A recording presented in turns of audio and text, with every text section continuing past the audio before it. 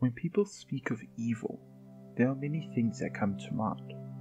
But above the usual kinds of evil people, serial killers are always a point of interest for both researchers and law enforcement. Even for years after the culprit is found, interest in these cases can only grow.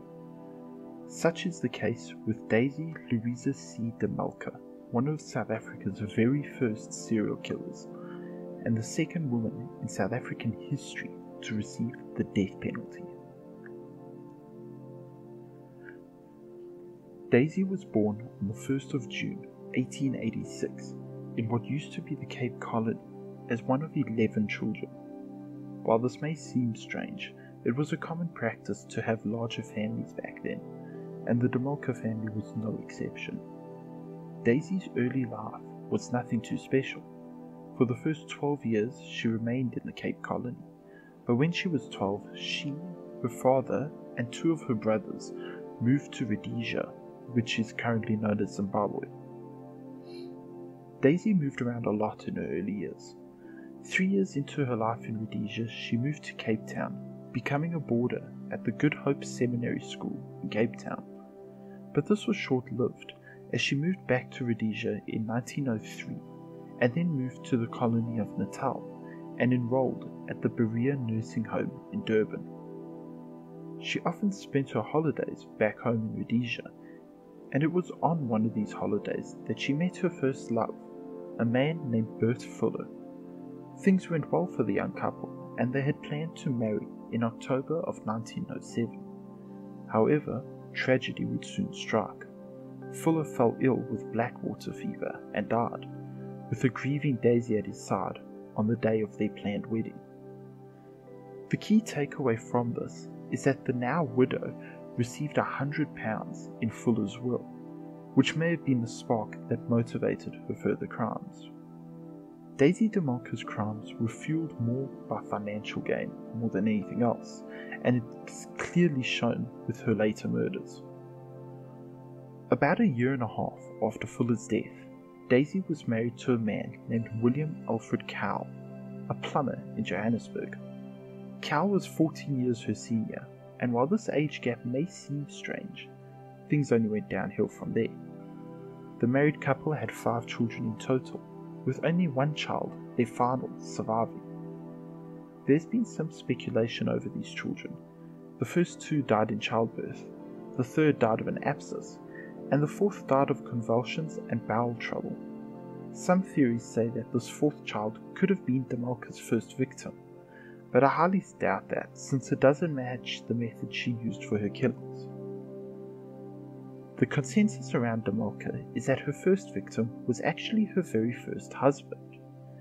Cowell and Daisy had been married for 14 years by this point, and on January of 1923, Cowell fell ill after taking Epsom salts that had been prepared by his wife. Medical care back then was not the best, and his first doctor thought that his condition was not serious, prescribing him some minor medication and sending him home. But as his condition got worse, Daisy called for another doctor, who found her husband in extreme pain, foaming at the mouth and screaming in agony at even the slightest touch. He died shortly afterwards. The second doctor suspected strychnine poisoning and completely refused to sign the death certificate, since the symptoms did match that kind of poisoning. A post-mortem was performed by the acting district surgeon at the time, and he determined the cause of death to be chronic nephritis and cerebral hemorrhage. Now, these can be caused by strychnine poisoning, but for some reason no further investigation was done. After it all, Daisy was left £1,795 in Cowell's will, since she was the sole benefactor. After this, Daisy moved much faster, marrying her second husband only 3 years later, a plumber named Robert Sproat. Once again, Daisy married someone far older than herself, as Sproat was a whole 10 years older than she was. Only a year later, Sproat started showing the same symptoms as her previous husband. However, this time he recovered, leading to Daisy trying again a few weeks later, this time being more successful in her attempt. The attending physician determined that his death was caused by arteriosclerosis and cerebral hemorrhage, and this time no autopsy was performed. After Sproat's death, Melker inherited over £4,000, and she also inherited money from his pension fund.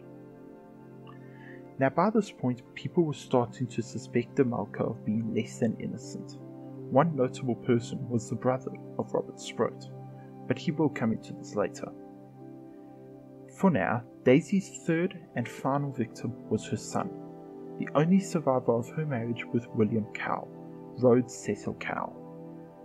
This happened shortly after she had married her third husband, yet another plumber.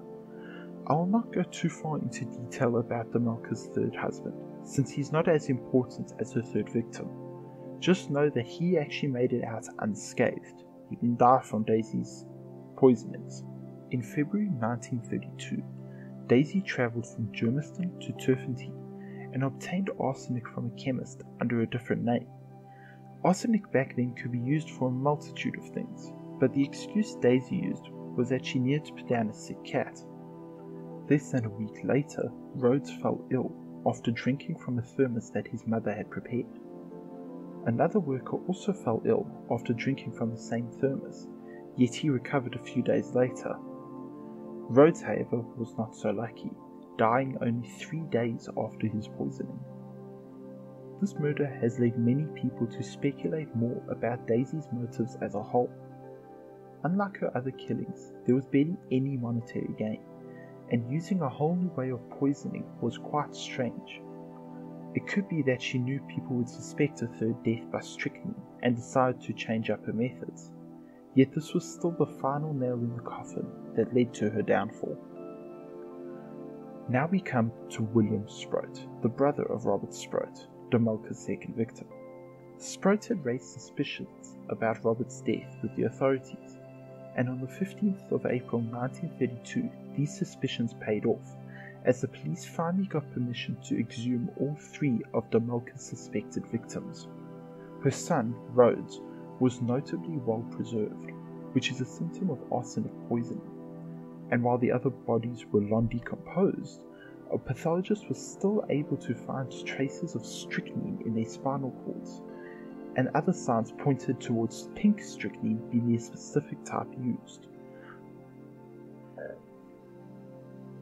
A week after the autopsies, Melker was arrested and charged with 3 counts of murder. The court case was one of the biggest at the time, receiving widespread media attention. This helped the case move along, as the chemist that sold Melker the arsenic was able to contact the police after seeing her picture in the newspaper. The trial lasted 30 days, and throughout it all, Melker defended her innocence. At the end of the 30 days, the judge determined that Melker could not be found guilty for the first 2 poisonings, but he came to what he described as an inescapable conclusion that Melker had killed her own son. The judge passed on the death sentence, and despite all this, Daisy still kept arguing that she was innocent. She was sentenced to death by hanging and was executed on the 30th of December 1932. According to other convicts, Daisy would often spend days and nights leading up to her hanging, screaming and crying at the top of her lungs, inconsolable and still proclaiming her innocence. This feels like the last-ditch efforts of someone who knows their time has come, as there is very little doubt that Daisy did kill those people. While Daisy Melker was undoubtedly a monster of a person, her legacy still lives on as one of the most talked about serial killers in South African history. That's all for this video. If you enjoyed it, please subscribe and leave a like. Leave a comment too, and any recommendations for a future video. My next video will be up as soon as it is done. I have not decided the topic for part 2, but it will most likely be another serial killer. I hope you all enjoyed the video, and hope to see you in the next one. Bye.